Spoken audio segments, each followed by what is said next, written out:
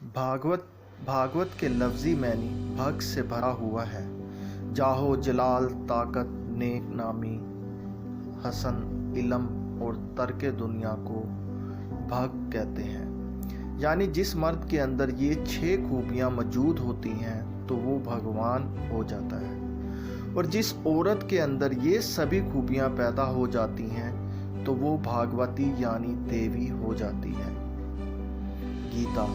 गीता से मुराद ये है कि वो नज़म जो संस्कृत ज़ुबान में दर्ज हो, जो गाई जाने वाली हो, जो उस्ताद और शागिर्द के मकालमे की शक्ल में हो, जिसमें ख़ास तौर से मजहबी और फ़लसफ़ाना ख्यालात का बयान किया गया हो। धृतराष्ट्र ने कहा, ए संजय, कुरुक्षेत्र की पाक सरजमीन में जंग की ख्वाहिश से जमा होकर मेरे और पांडवों के बेटों ने क्या किया।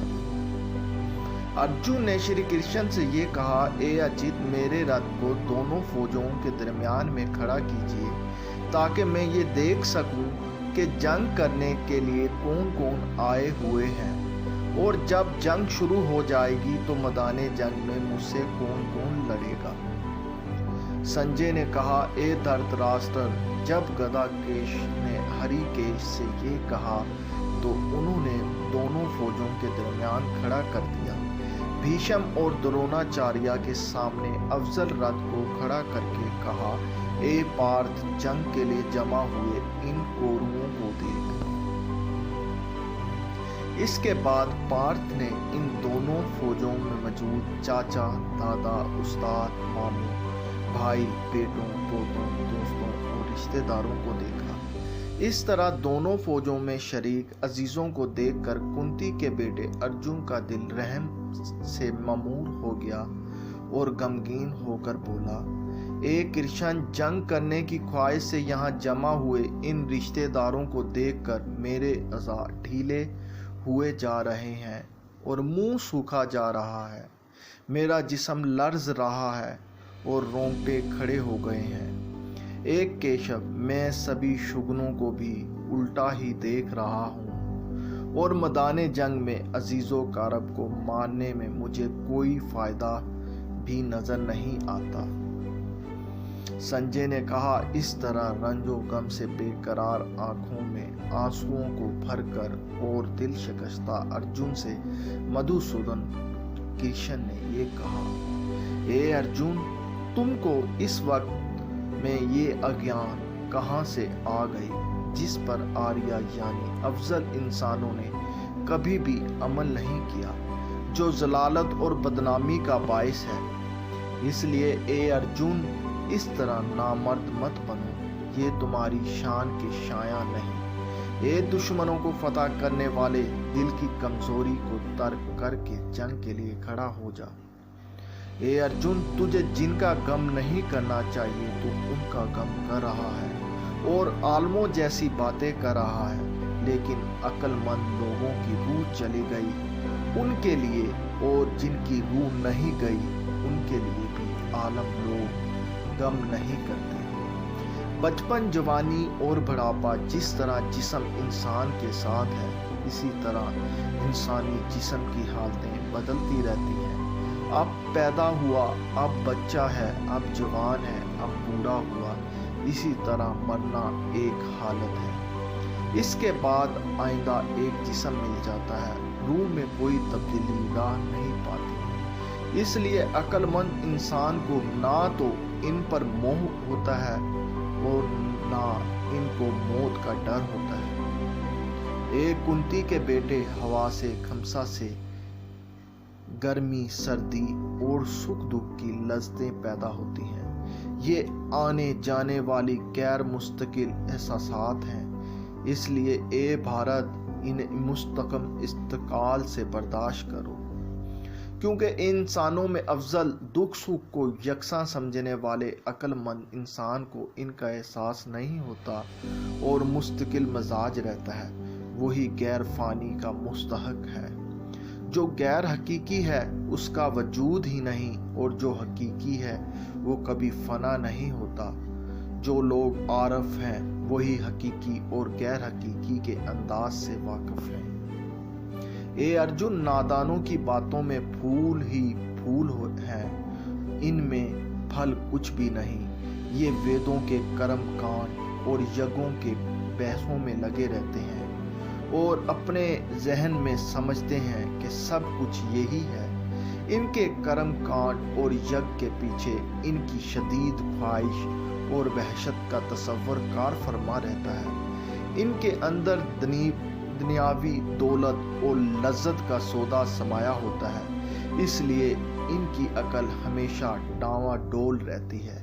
वो यकसा नहीं हो पाती कि वो सदाकत तक रसाई हासिल कर सके। तुझे सिर्फ अमल करने का इख्तियार है, फल मिलना या ना मिलना कभी भी तेरे इख्तियार में नहीं। इसके समर से तेरा कोई वास्ता नहीं। अमल के समरा को अपना मकसद ना बना और अमल ना करने की जिद भी ना कर। ए धंजे तलुकात छोड़कर कामयाबी और नाकामी दोनों को समझने वाला होकर योग में कायम होकर फ्राइज अमाल को अंजाम दे। इसी तवाज़ुन का नाम योग है। जो शख्स अकल मतवाजन वाला हो जाए वो इस दुनिया में गुनाह और सवाब दोनों से अलग रहता है। इसलिए तू योग का सहारा ले। अमाल में खूबी पैदा करने का नाम ही योग है। इसलिए अक्लमंद लोग अमाल से पैदा होने वाले समरा को तर्क करके इसी दुनिया में तनासक से नजात पाकर फरागत का अमला हासिल करते हैं। जब तेरी अकल मोह रूपी दलदल की कता पार कर जाएगी तो इन बातों की तरफ से अकता जाएगा जो कि तूने सुनी है और सुनने वाला है। तरह तरह की बातों को सुनने से परेशान हुई तेरी अकल जब मुराकबा में महव हो जाएगी तब तू योग को हासिल करेगा। अर्जुन ने कहा, एक केशव, इस शख्स की क्या पहचान है जिसका दिल मुतमईन हो और मुराकबा महव है हो। मुतमईन कलब वाले किस तरह बोलते हैं, कैसे बैठते हैं और कैसे चलते हैं। श्री भगवान ने कहा, ए अर्जुन, जब कोई शख्स अपने दिल को तमाम ख्वाहिशात से खाली कर लेता है और अपनी रूह से रूह में खुश होकर रहता है उसको साकन अकल रखने वाला कहा जाता है। जो दुख से दुखी ना हो और सुख से जिसको रिगबत ना हो, मोहब्बत, खौफ और गुस्सा जिससे छूट गए हों, उसे मुतमईन अकल वाला आरफ कहा जाता है। सब बातों से जिसका दिल बेतल्लुक हो गया हो और बुरा या भला जो कुछ भी आ पड़े उससे जिसका दिल में रंज और खुशी भी नहीं होती, ऐसे शख्स की अकल मुतमईन होती है। इसलिए इन सब ख्वाहिशात को रोक कर योग ही में लगा हुआ और खुदा पर भरोसा करने वाला होकर रह जाना चाहिए। इसी तरह जिसकी ख्वाहिशात अपने काबू में हो जाए इसकी अकल मतवाज़न है। जब कोई शख्स अशियाए हवास पर गौर करता है तो उनसे अंस हो जाता है, अंसियत से आरजू पैदा होती है और ख्वाहिशात पूरी ना होने से गुस्सा पैदा होता है। गुस्से से गफलत और गफलत से कुव्वत यादाश्त बर्बाद हो जाती है।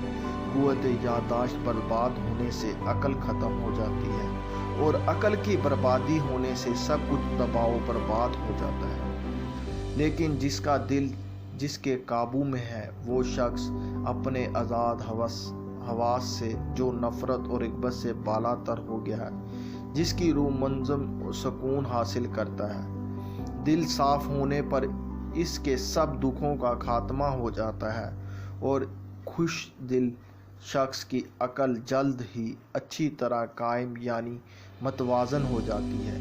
किसी गैर मतवाज़न शख्स के लिए अकल महज नहीं होती और ना गैर मतवाज़न शख्स को तवाज़न हासिल होता है। ऐसे शख्स को राहत और मुस्तकिल इत्काद नहीं रहता। जैसे राहत सुकून नहीं, उसे मसरत और राहत कहाँ से मिलेगी। इसलिए माँ बहू अर्जुन, जिसके हवास मुकम्मल तौर पर उसके कब्ज़े में है और जिसने अपने हवास अशिया को हवास से हटा लिया, इसकी अकल मतवाज़न है। जो چیز دوسروں کے لیے راحت ہے وہ ایک متوازن شخص کے لیے بیداری کا وقت ہے، اور حق میں عارف کے لیے وہ وقت خواب ہے جو دوسروں کے لیے بیداری کا وقت ہے۔ وہی شخص اس دنیا میں راحت و سکون حاصل کرتا ہے جس میں جملہ خواہشات اس طرح سما جاتی ہے جیسے سمندر میں دریا سما جاتے ہیں، جو باوجود یہ کہ پانی سے بھرا ہوا ہے لیکن ساکن رہتا ہے، نہ کہ وہ خواہشات کا شکار ہے۔ جو شخص تمام خواہشات کو ترک کر دیتا ہے اور بغیر حرص و طمع کے آگے بڑھتا ہے، جو خود غرضی اور تکبر سے خالی ہے، وہی راحت سکون حاصل کرتا ہے۔